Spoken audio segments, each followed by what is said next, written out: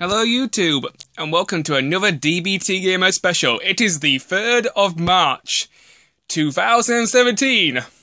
And guess what that means? Nintendo Switch unboxing video. 3 boxes to open. Let's go! Let's go with this middle-sized box first. Now, in this middle-sized box, my guess is going to be my Nintendo Switch carry case. And there she is. She is rather, not too big. Just give me one moment. Right, I've removed the cardboard. I had to pause the camera because I needed to use my round scissors.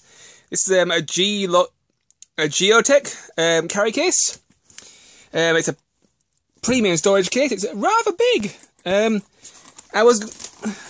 I actually was choosing my case, I had 3 choices that I went for, but I eventually decided on this one because I thought I might need the extra space if I'm carrying like extra controllers, games, or the charging cable.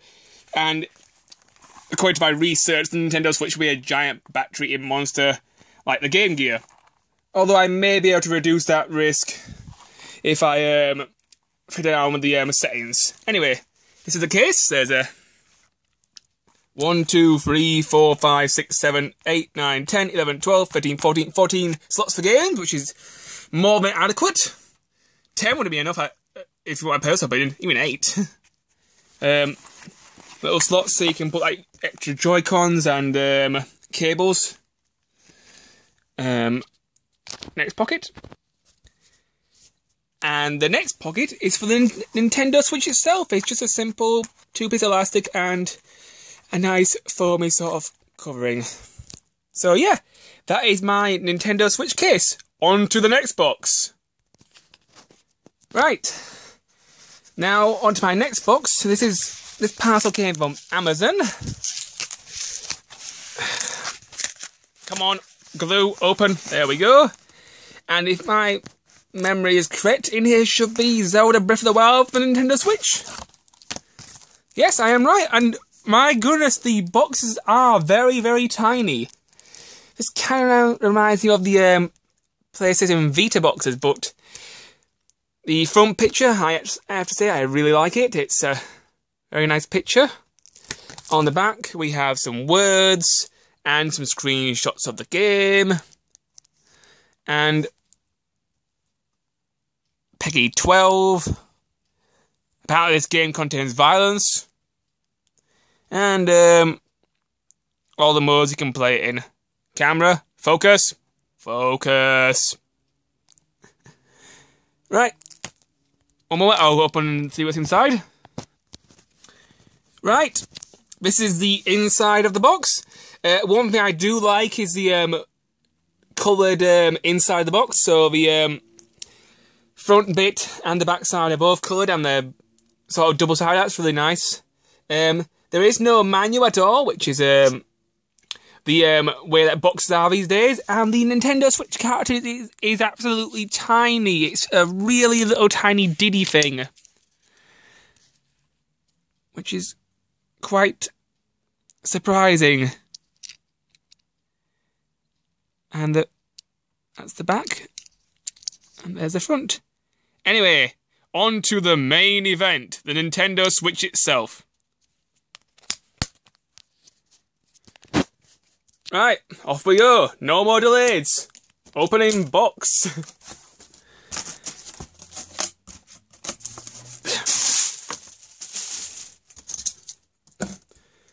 And there she is. My Nintendo Switch. Yeah, I went for the blacky grey sort of edition because I like my controllers to be the same colour rather than 2 split colours. Just get that out of the way. And get this box out of the way. Then we'll open this thing. There's the front of the box. There's the other side of the box.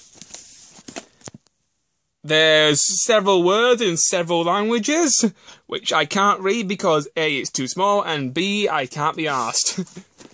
And here's the other side of the box, and the other side of the box, which tell you all the things that come with it. And there's also some nice pictures on the side. Oh, I know! A very nice box. Let's open it! Right. Looks like there's a tab, which makes things a lot easier. Thank you, Nintendo, for designing your packaging and making it not difficult to open.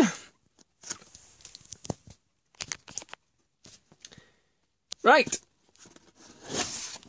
And up she goes. In the top panel we have 2 Joy-Cons and the screen part of the Nintendo Switch itself. So I'm going to get everything out and I'll open everything one by one. So there's my Joy-Cons, and here is my Switch's screen. And on the next pile we have a somewhat important item, the manual, which seems to be a rather thin manual, all things considered. Usually Nintendo manuals are pretty thick, but this one is rather thin, but it might contain some useful information, but I should be able to set this up. I've been playing video games since I was 6 years old. I got this covered. We have a HDMI cable. Nintendo's are usually very high quality, so that's always useful. We have a charging cable. This thing looks rather big and beefy. But I'm hoping it does not cover up 2 sockets at once, because that's always annoying, but power adapter charging cable thing.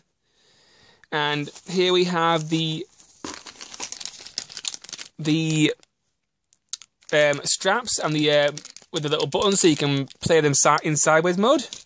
There are 2 of these, and I don't think I'll be buying any more of those, because if I buy any more controllers for the Nintendo Switch, I'd probably be a Pro controller, but I haven't really decided on when to buy one of those, because the Pro controllers in the UK, they're rather expensive. £64. That's almost 1.5 games in terms of money and stuff. Anyway, onto the Joy-Con grip, which when I used it at the Nintendo Switch event was a rather comfortable controller attachment. This is the regular Joy-Con grip, not the Joy-Con charging grip. In my opinion, Nintendo should have supplied everybody with a Joy-Con charging grip, because the Joy-Con grip itself feels a little bit pointless now that they've invented the charging grip. It's nice, but all controllers should be able to charge on their own without being plugged into a console. So that's my only gripe so far. But yeah, it looks pretty comfortable. I'll just pop that over there. Okay, what else we got in here? Oh yeah, one of the most important pieces of the Nintendo Switch, the dock.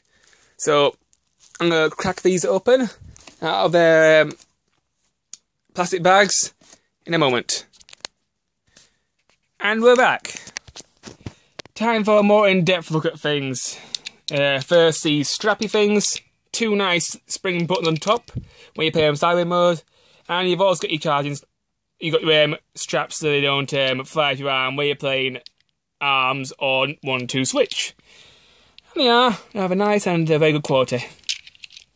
The left Joy-Con. Buttons feel good. And, yep, everything feels fine. And you got the little buttons and the record button. So, yep. Everything is good with the left one. Okay, now to the right one.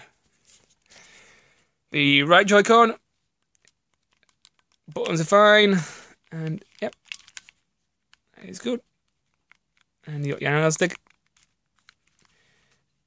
And, oh yeah, this little button in the middle is the sync button, so you sync controllers. And at the back there's this little black button outside of both of them so you can release some of the controllers and snap them onto something. I'm going to do that in a moment, because I'm going to need to set this up thing up eventually.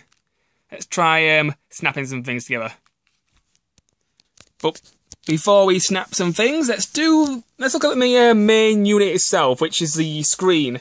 Front side, back side. Here's the kickstand, which lifts up rather easily. Underneath that goes your SD memory card, although I wish the kickstand was bigger and in the centre, because it's small and I have to say it feels a little bit flimsy, but it's I suppose it'll do the job.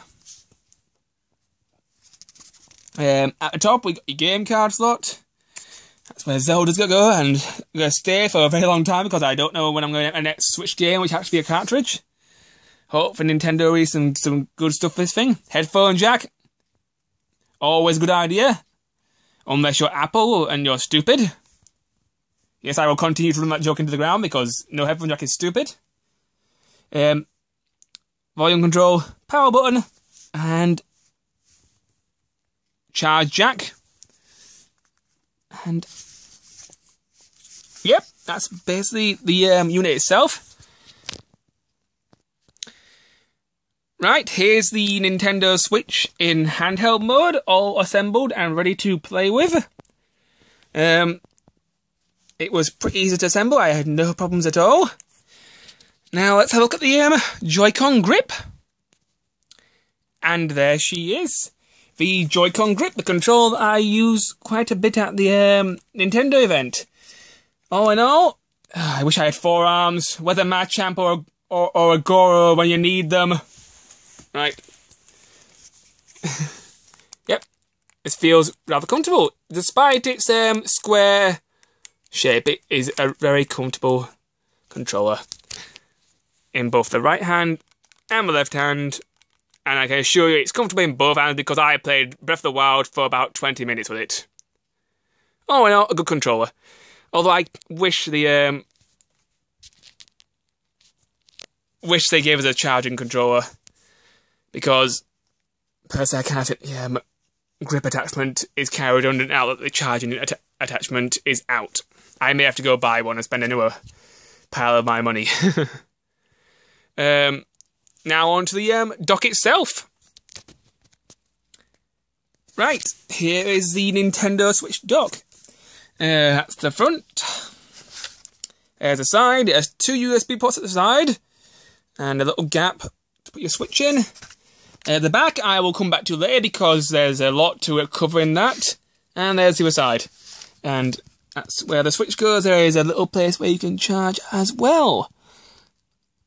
So, yeah. Now, let me just use my left hand and open this door. It's a very interesting way of doing things, but keep everything nice and compact. In here is a HDMI cable port, which is your bottom one. And then above that is your USB.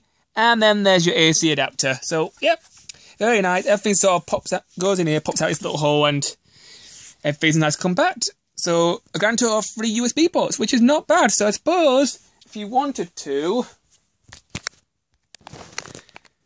have a flash drive, you can easily stick it in there and the cables will still be able to get around and out. So, yeah, a rather well put together console, Nintendo. I am rather impressed. Although, I have one question. If Smash Bros. Does come out for this machine, how are you going to do 8-player Smash with all GameCube controllers when each GameCube adapter requires 2 USB ports? Maybe they'll release some sort of peripheral so that can still be possible, or maybe they won't bother because the Switch Pro controller is basically a GameCube controller without the triggers. Anyway, let's close this video. Right, YouTube. Thank you for watching my Nintendo Switch unboxing video. Please like, comment and subscribe. And I hope you all enjoyed it. And I also hope you all enjoy your Nintendo Switches. So yeah, see you guys in my next video. Bye. I'm gonna go play some Zelda.